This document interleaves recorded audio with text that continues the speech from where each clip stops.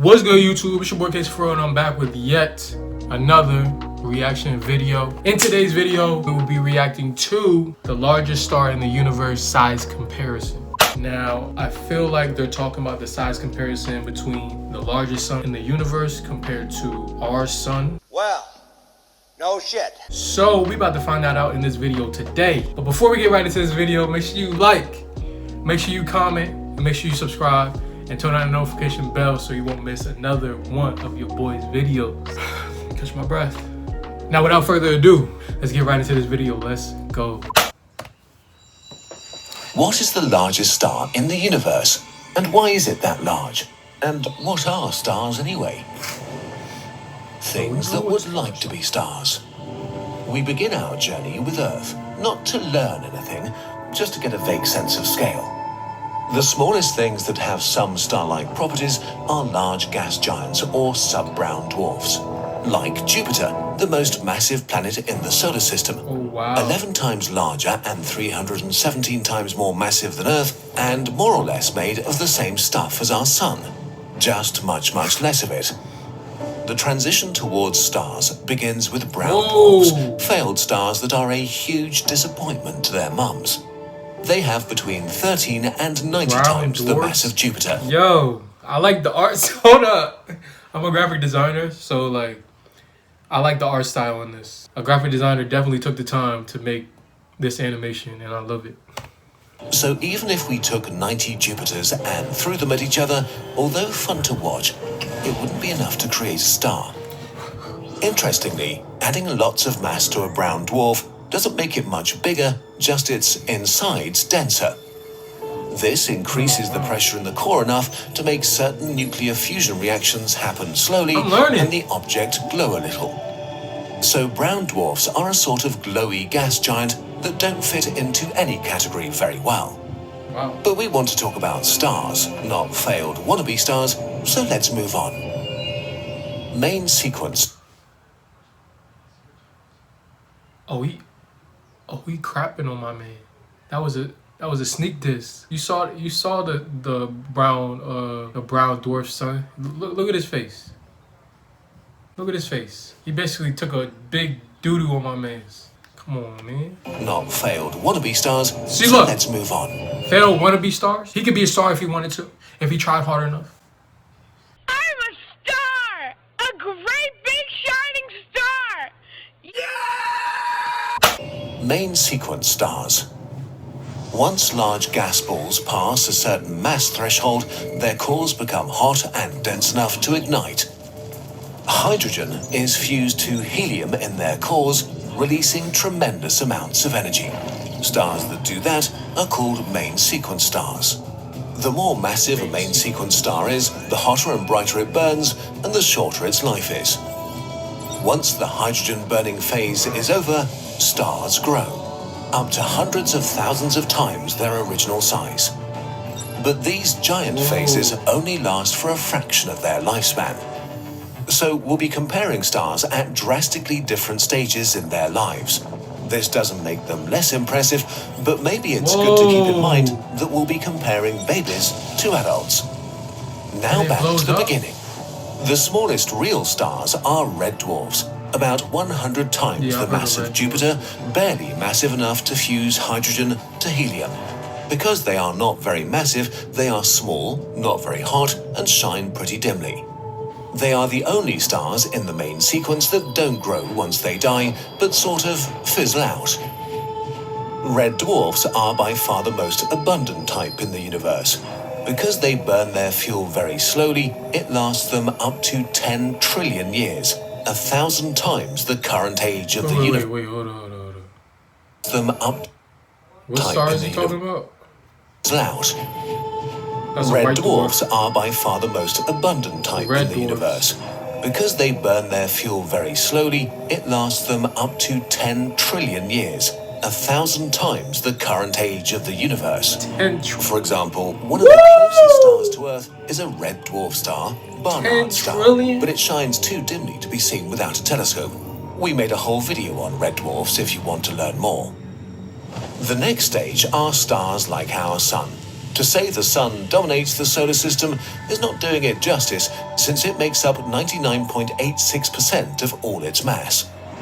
It burns far hotter and brighter than red dwarfs, which reduces its lifetime to about 10 billion years. The sun is 7 times more massive than Barnard's star, but that makes it nearly 300 times brighter with twice its surface temperature. Look at all the colors. Let's go bigger.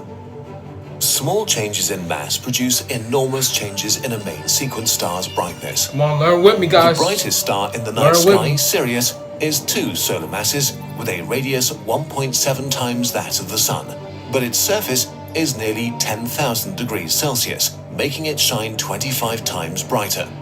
Burning that hot reduces its total lifespan by 4 times to 2.5 billion years. Wow, 10 billion years. Okay, that's regular sun. 2.5 billion years. That's crazy.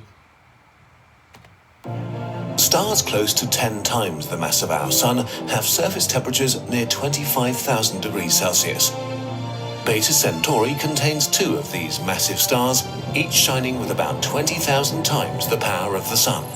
That's a lot of power coming from something only 13 times larger. But they'll... Look, okay. That's the sun. That's the sun.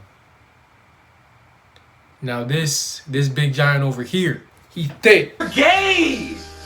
He's gay! Pause. Didn't mean to say it like that. Let's get right back to the video. burn for about 20 million years. Entire generations of these blue stars die in the time it takes the sun to orbit the galaxy once. So is this the formula? The more massive, the larger the star. The most massive star that we know is R136A1. It has 315 solar masses and is nearly 9 million times brighter than the sun. Wow. And yet, despite its tremendous mass and power, it's barely 30 times the size of the sun. The star is so extreme and barely held together by gravity that it loses 321,000 billion tons of material through its stellar wind every single second. Oh. Stars of this sort are extremely rare because they break the rules of star formation a tiny bit. When supermassive stars are born, they burn extremely hot and bright, and this blows away any extra gas that could make them more massive. So the mass limit for such a star is around 150 times the sun. Stars like R136A1 are probably formed through the merger of several high-mass stars in dense star-forming regions and burn their core hydrogen in only a few million years. So this means they are rare and short-lived. From here, the trick to going bigger isn't adding more mass. To make the biggest stars, we have to kill them. Red giants. When main sequence stars begin to exhaust the hydrogen in their core, it contracts, making it hotter and denser. This leads to hotter and faster fusion, which pushes back against gravity and makes the outer layers swell in a giant phase. And these stars become truly giant indeed. That's crazy. For example, Gacrux. Only 30% more massive than the sun, it has swollen to about 84 times its radius. Still, when the sun enters the last stage of its life, it will swell and become even bigger. 200 times its current radius. Wow. In this final phase of its life, it will swallow the inner planets. And if you think that's impressive, let's finally introduce the largest stars in the universe. So Venus and Mercury, they done with. They done with. They in that. They in that. That's impressive. Let's finally introduce the largest stars in the universe, hypergiants. Hypergiants are the giant phase of the most massive stars in the universe. They have an enormous surface area that can radiate an insane amount of light with almost 500,000 times the power of the sun. By comparison, the sun seems like a grain of dust. Woo! Yo, that's crazy.